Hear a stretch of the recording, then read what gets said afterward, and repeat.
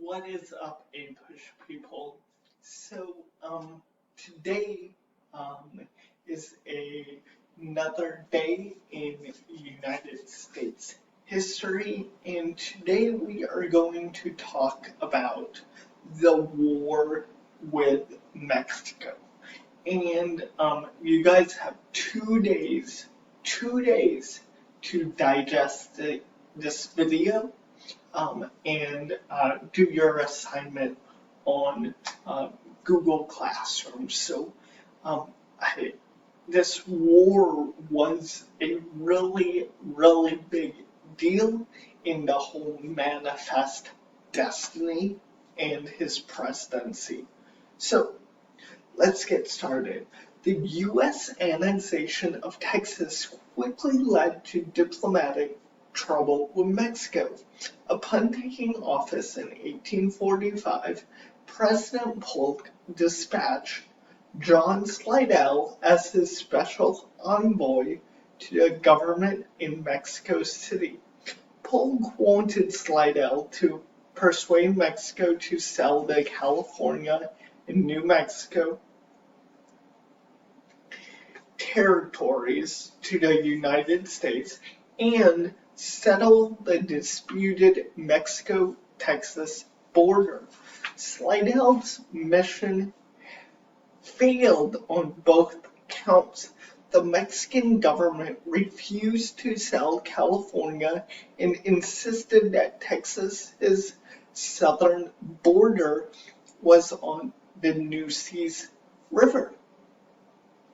Polk and Slidell asserted that the border lay further to the south, Rio Grande, which we all know today as the border of Mexico. So the immediate causes of the war. Well, Slidell waited for Mexico City's response to the U.S. offer. Polk ordered General Zachary Taylor to move his army towards the Rio Grande across territory claimed by Mexico.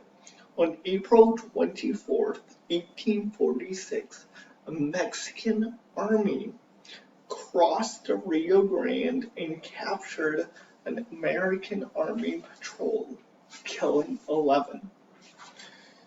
Polk used the incident to justify sending his already prepared war message to Congress.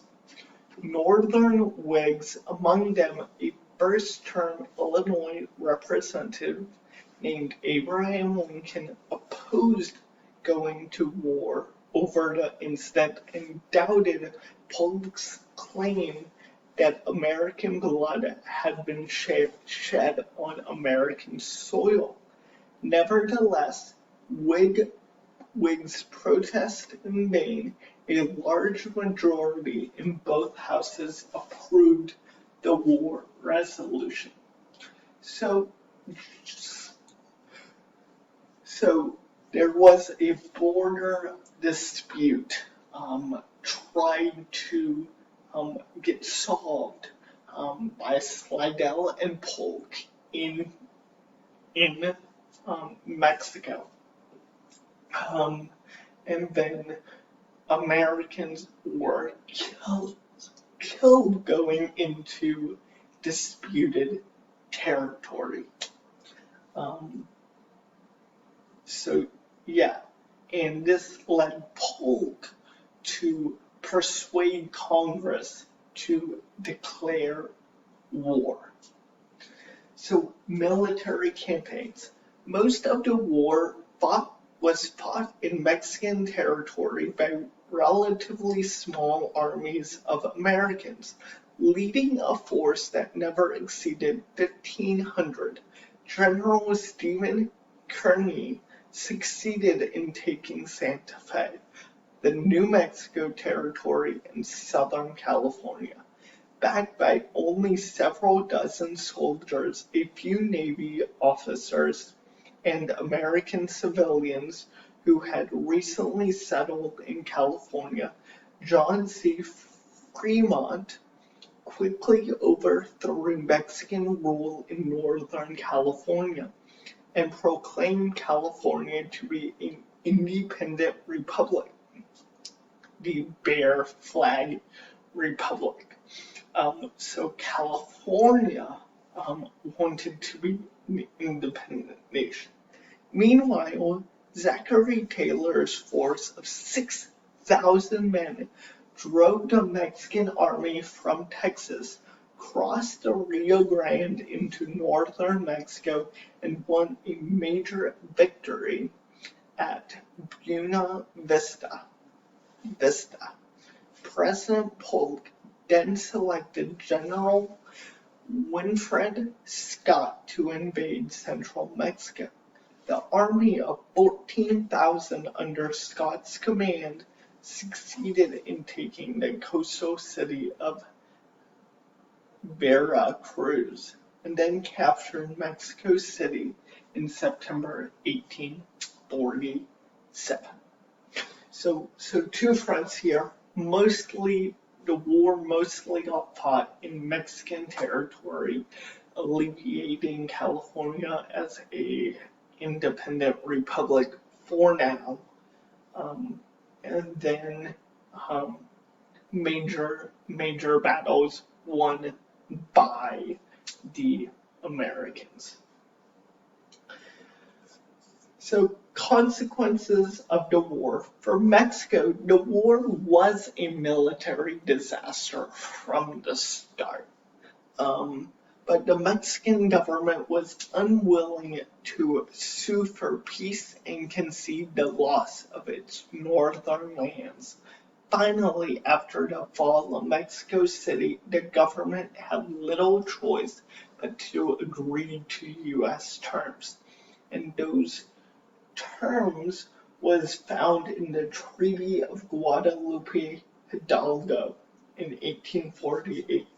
Two terms. Mexico recognizes the Rio Grande as the southern border of Texas, and the United States took possession of the former Mexican provinces of California and New Mexico, the Mexican territories. The Mexican cession. For these territories, the United States paid $15 million and assumed responsibilities for any claims of American citizens against Mexico.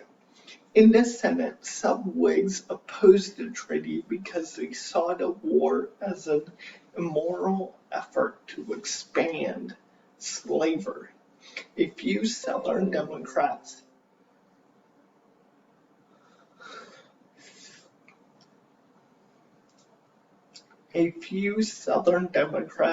disliked the treaty for opposite reasons.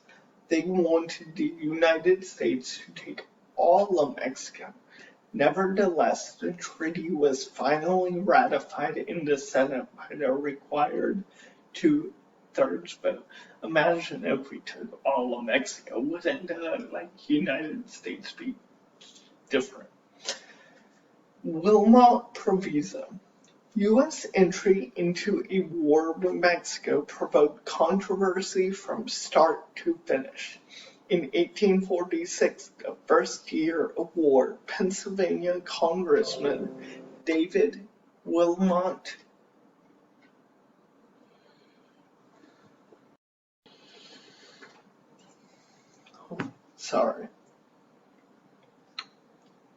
The Wilmot Proviso, as it was called, passed the House twice, but was defeated in the Senate. So forbade slavery in any of the new territories acquired from Mexico. That was what the Wilmot Proviso supported, and that was shot down by the Senate.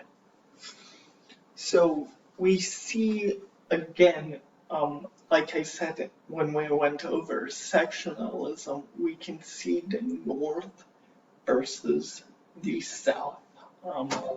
Major major platforms.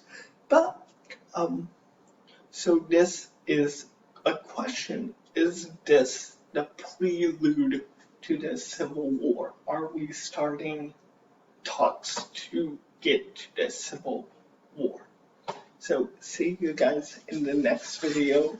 We are going to wrap up with Manifest Destiny to the South, and then go into the settlement of the Western Territories. See you guys next time.